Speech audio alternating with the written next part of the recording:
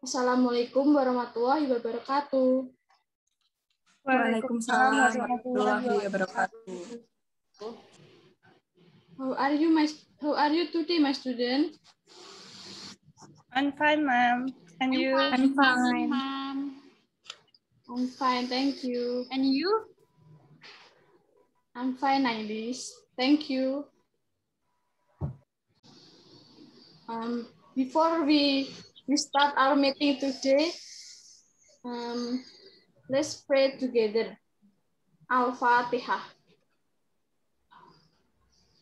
A'udzu billahi minasyaitonir rajim.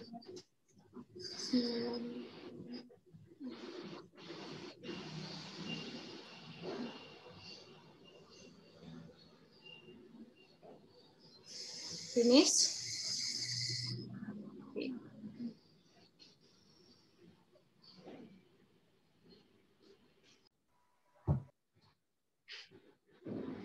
Okay, today we will study about recontext. Hari ini kita akan belajar tentang recontext ya. Ntar saya akan share screen dulu.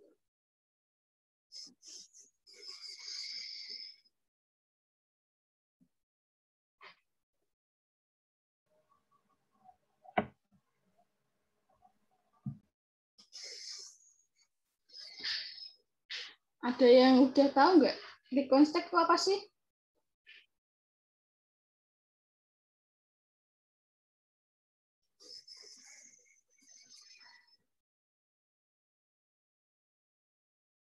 Belum ya? Oke, saya akan jelasin dulu.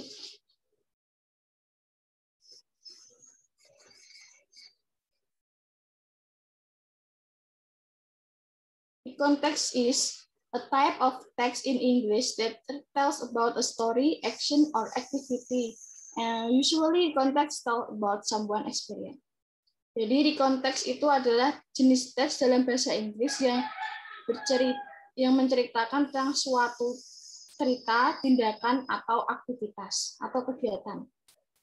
Biasanya recontext itu menceritakan tentang pengalaman seseorang. Nah, dari pengalaman tersebut ada macam-macamnya, itu kejadian yang menyenangkan, itu seperti holidays, trip to zoo, camp or camping. Ada juga kejadian yang tidak menyenangkan, yaitu fall from bicycle. Okay. Purpose and social function. Tujuan dan fungsi sosial dari recontext. Tujuannya yaitu the purpose of recontext is to entertain the reader so that there is no conflict in this text. In addition, this text also aims to provide information to readers. Tujuan dari recontext adalah untuk menghibur pembaca sehingga tidak terdapat konflik dalam teks ini. Selain itu, teks recon juga bertujuan untuk memberikan informasi kepada pembaca.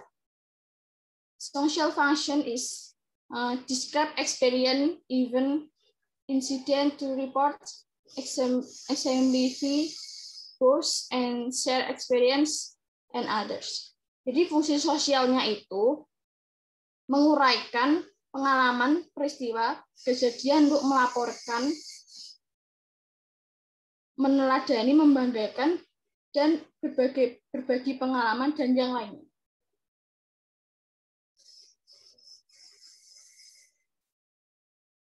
Structure of recontext atau general structure dari recontext.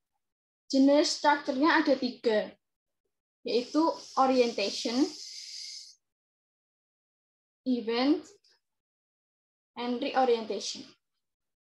Orientation is a generic structure of recontext which function to tell the background information about who, where, and when the incident or event occurred.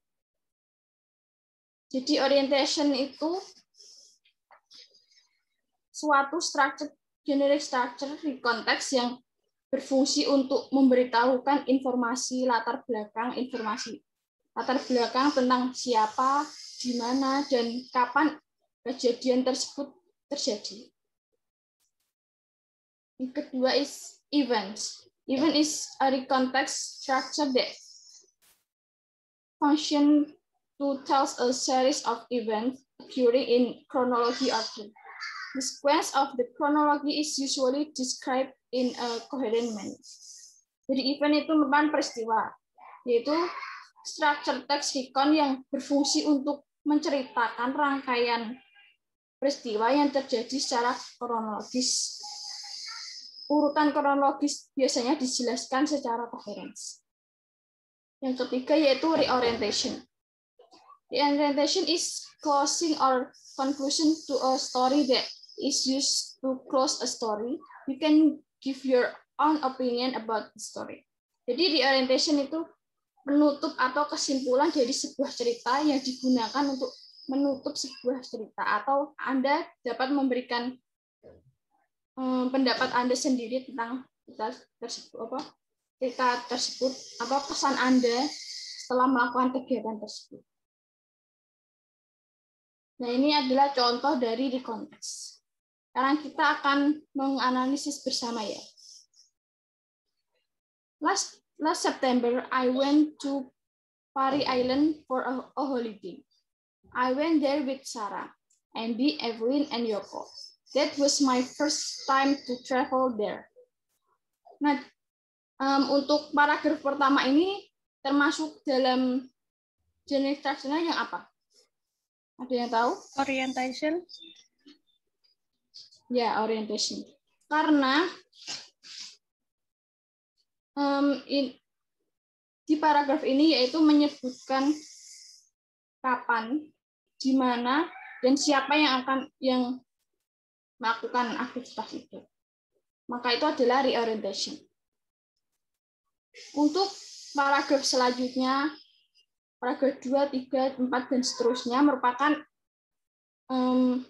event, yaitu urutan kegiatan-kegiatan yang mereka lakukan, yaitu event ya. Nah, yang ke paragraf terakhir ini termasuk dalam jenis struktur yang apa? Reorientation. Ya, kenapa reorientation?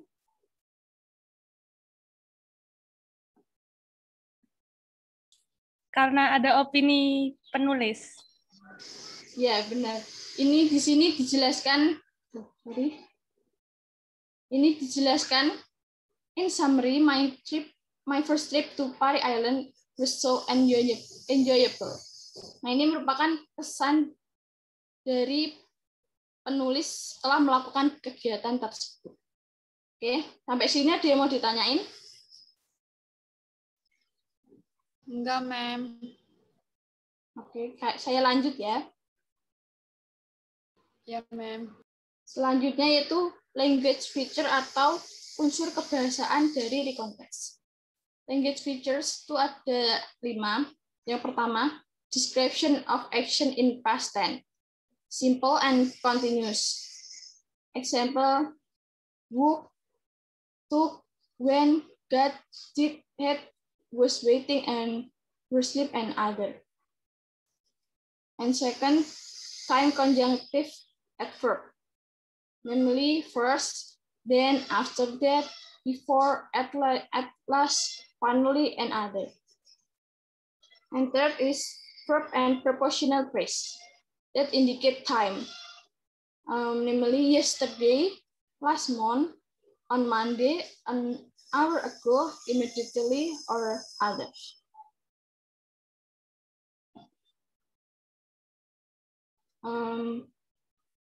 And the fourth is clear and neat spelling and handwriting and print. And the 5, speech, word, stress, intonation when presenting orally. Nah, unsur kebahasaan itu ada 5. Yang pertama, uraian tindakan past tense. Menggunakan past tense, itu simple dan continuous. Contohnya, woke, took, went, got, did, had, and was waiting, worshiping, and other. Yang kedua itu adverbia penghubung waktu. Nah, contohnya seperti first, then, after that, before, at last, finally, and others. Dan yang ketiga yaitu adverbia dan frasa prepositional penunjuk waktu. Seperti yesterday, last month, on Monday, on hours ago, immediately, and others. Yang keempat merupakan ejaan dan tulisan tangan cetak yang jelas dan rapi. Nah, ini digunakan pada saat kita mempraktek writing. Yang kelima, ucapan, teknik kata, intonasi ketika kita mempresentasikan secara lisan, yaitu saat kita praktek speaking-nya. Yang mau ditanyakan sampai sini? Enggak, Tidak ada. Mem. Oke, saya lanjut ya. Nah, ini merupakan contoh kedua dari konteks. Jadi di sini kita akan menganalisis unsur kebahasaan atau language feature dari yang ada di teks ini. Oke. Last month ini termasuknya apa? Waktu. Ya, adverb waktu. Kalau went to Jogja, Tempat. Atau ya, place. tempat. Nah. Terus seperti first, second, then, terus itu termasuknya apa?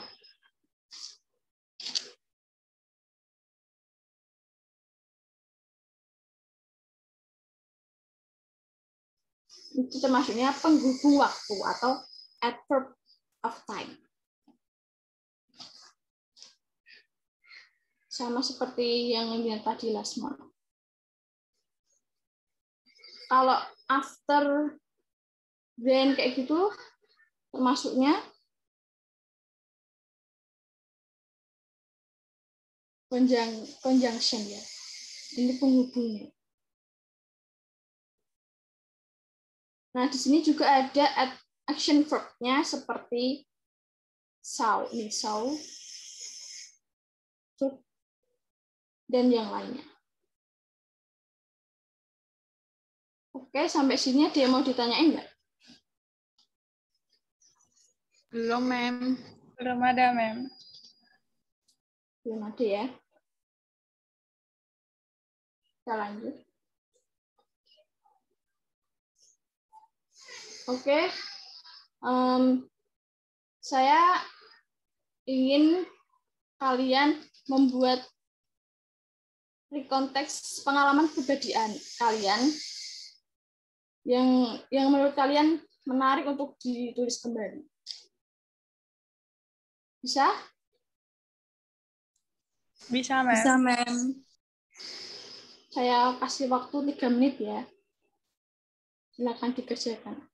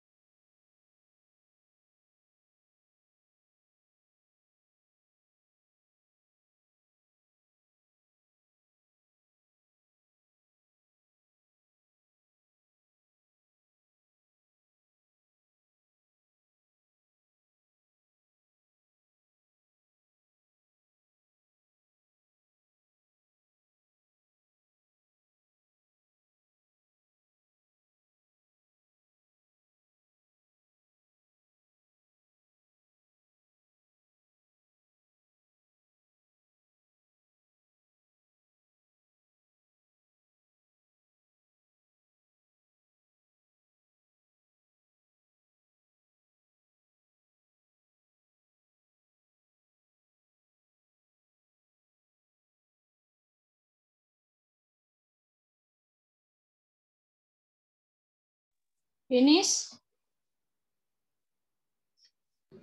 Finish, ma'am. Finish, Oke. ma'am. Untuk mempersingkat waktu ya, saya mau perwakilan aja yang membacakan ceritanya. Siapa yang mau? Nailis? Oke, Bisa nggak? ma'am. Oke, silahkan Nailis. My holiday with my family at Pangandaran Beach. Last month was New Year holiday. I and my family went to Pangandaran Beach for a vacation. We took a tourism bus to go there. We left at 7 o'clock in the morning. The trip took about 4 hours and we arrived at around 10 a.m. As we arrived there, I walked down to the beach. It was a nice sunny day with a blue sky and gentle breeze. I saw some seagulls flew around hunting for fish. The waves there were suitable for swimming, but I didn't swim because I cannot swim and only play with the water on shore park. We also didn't miss our opportunity. Here, taking some picture with the background of Science Pangandaran Beach. Before we went home, I looked for some beautiful souvenir at the nearby shop there. Eventually, we went at about 5 p.m. It was a memorable experience for me with my family. Finish, Mom. Thank you, Nailis. Tadi cerita Nailis itu bercerita tentang apa? Ada yang memperhatikan nggak? My holiday at Pangandaran Beach. Pak Nailis bisa menunjukkan nggak effort time-nya itu yang mana? Effort time. Contohnya aja tuh, jangan semua, nggak apa-apa. Beberapa. Seperti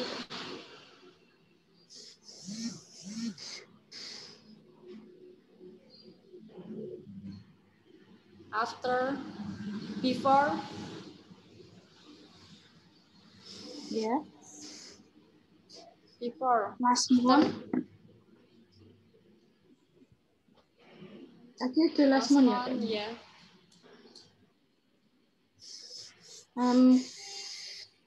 Kalau effort of place-nya, menurut kamu yang mana? Pangandaran. Ya, oke. Menurut saya dari contoh yang diberikan Nailis ini, kalian sudah sedikit memahami tentang rekonteks yang saya jelaskan ya. Oke, sampai sini ada yang mau ditanyain nggak? Enggak. Tidak ada, ma'am. Nggak ada, ma'am. Oke. Jadi sekarang saya akan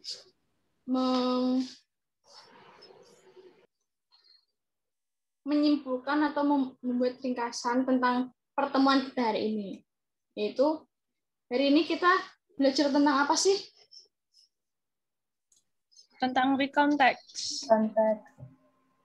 Nah, rekonteks itu teks yang menceritakan tentang suatu tindakan atau kegiatan, ya kan? Terus tujuan dari rekonteks itu apa? Yang tahu?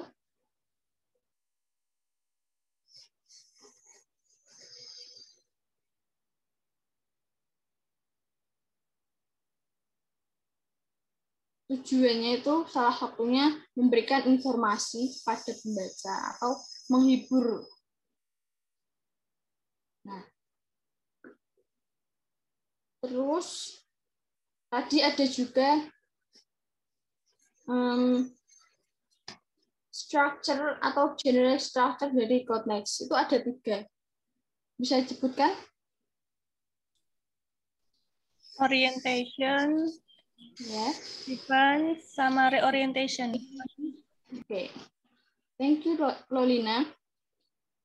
Reorientation tadi ada 3, reorientation, event, sama orientation, event, sama reorientation. Nah, reorientation itu bagi pembuka, yaitu memberikan informasi latar belakang tentang siapa, di mana, dan kapan kejadian atau peristiwa itu terjadi. Yang kedua yaitu event. Event itu peristiwa. Yang merupakan urutan cerita, urutan kegiatan yang dilakukan seseorang itu. Yang ketiga yaitu reorientation atau penutup. Nah, jadi cerita ini digunakan untuk menutup sebuah cerita. Atau reorientation ini opsional ya sifatnya. Jadi kadang juga tidak ada. Nah, yang terakhir itu unsur kebahasaan atau language feature-nya. Itu ada 5, yaitu description of action in past tense, time conjunction adverb and propositional phrases that indicate time, and clear and neat spelling and handwriting and print. Itu bagi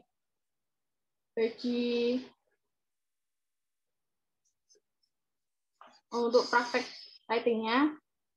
Terus speech word stress intonation when presenting orally itu termasuk untuk mempraktikkan pada saat speaking. Nah, sampai sini ada yang mau ditanyakan?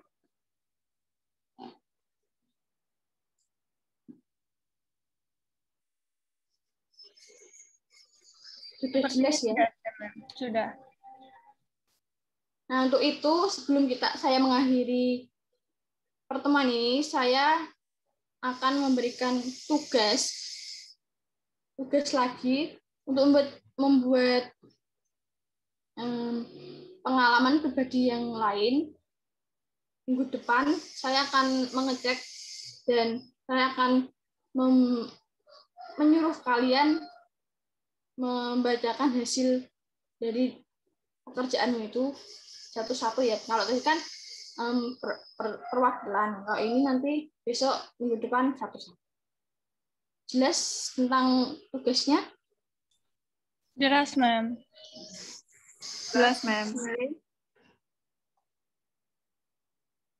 Sebelum kita mengakhiri pertemuan kali ini, mari kita ucapkan alhamdulillah bersama.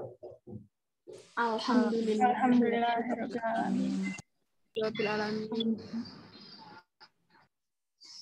Thank you for your joining my class today, and thank you for your attention. Wassalamualaikum warahmatullahi wabarakatuh. Waalaikumsalam. Thank you, ma'am. Thank you.